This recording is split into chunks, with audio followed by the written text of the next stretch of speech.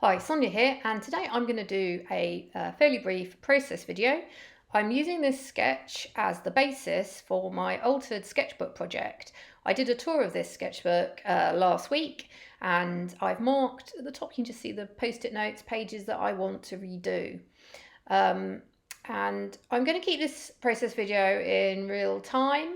The whole thing took me, I think, 10 minutes from start to finish. As you can see, I've already drawn that vase and flowers before I started the video, but I'm adding, basically with these pages, I'm adding it's mixed media. I'm adding collage and different textures, paint, crayons, and most of the time I'm starting through repainting the page with acrylic.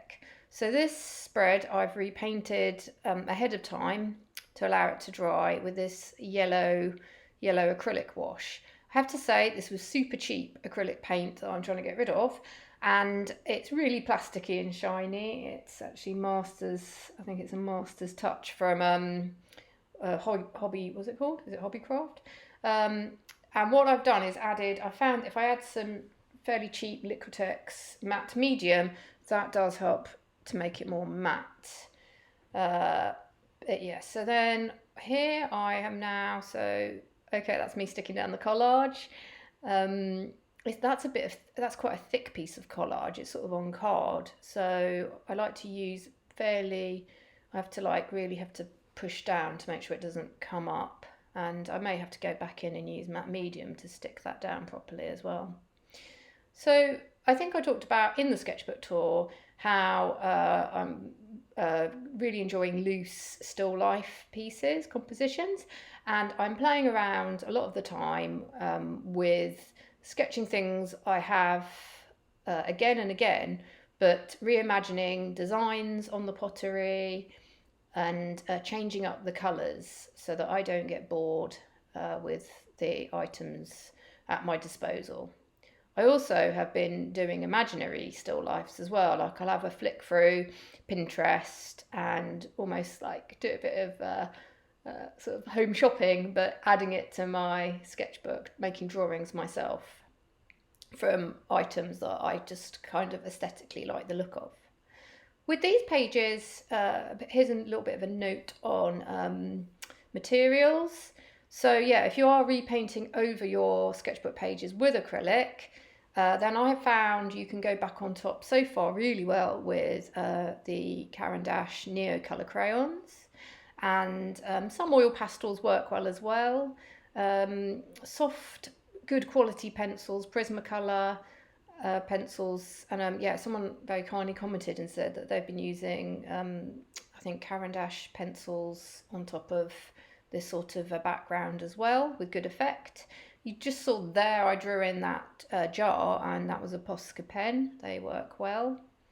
And here I'm using acryl gouache on top. That gives a lovely clean opaque finish as well. I mean, the things that obviously won't work are like watercolour, some water-based felt tips. That's not gonna work well on these pre-painted backgrounds. So yeah, the idea with this is to simply play. This is like 10 minutes where I've managed to have fun, fill in this spread, and it gives me ideas for finished works, and I'm just enjoying exploring more loosening up a bit, and redoing sketchbooks in this way is just very low pressure.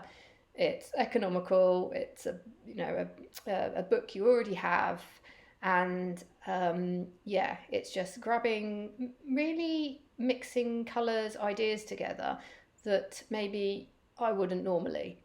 For example, let's not lie, this is a pretty garish yellow page, so it feels very open to me, just grabbing whatever colour and just seeing what happens when I do lay different colours next to each other, because I sometimes get some pleasant surprises. Sometimes I get some hideous surprises, but the beauty of this is then I would simply repaint over this entire spread with a thick layer of acrylic. So here we have yet more acryl gouache, I think it was like a mason jar, so just trying to get sort of the idea that it's an engraved jar in. But you know what, looking at this now, I could have also, with that jar, painted it with a really opaque, flat, made it a flat acrylic colour as well, because that would have made it stand out. But yeah, this is where I ended up. I think we're getting towards the end of this piece. So I'm hoping to make more of these videos, process videos. I probably might make a few that are sped up, and I'm gonna also show these sort of real-time ones, because that allows for a more, I think, chatty video, which I also appreciate, and will hopefully allow, yeah, you guys at home to be maybe drawing along with me. And what I like to do is just sort of glance up and often see where artists are at, but it's kind of like company in the studio, and often I'll hear some ideas that I, you know, might find I could bring into my work. And I feel like I also get to know online artists a little more when they're sort of freely chatting, as it were. So some other ideas for this type of sketchbook work. The other sort of collaging I've been experimenting with is keeping old snippets of like abstract work, and then I've actually been cutting bowl shapes and vessel shapes from them, and then sticking them straight into this sketchbook.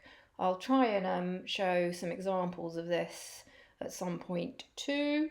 And also what works well is to begin with, I had these little bits of tissue paper. So keeping little offcuts of wrapping paper and tissue paper adds a fun sort of texture to the work and just a bit of visual interest. So yeah, I have found that collage has been a good addition to these sort of loose pages as well. Okay, so I'm coming to the end of this video. I've just got time to, as always, thank you for watching and you know, tuning into this channel. I do appreciate it. And yeah, if you're finding these process type videos or art tips helpful, let me know and I'll try and make some more. And here I just zoom in a little so you can see, I'm trying to show, yeah, the marks underneath this one as well that are coming through this page.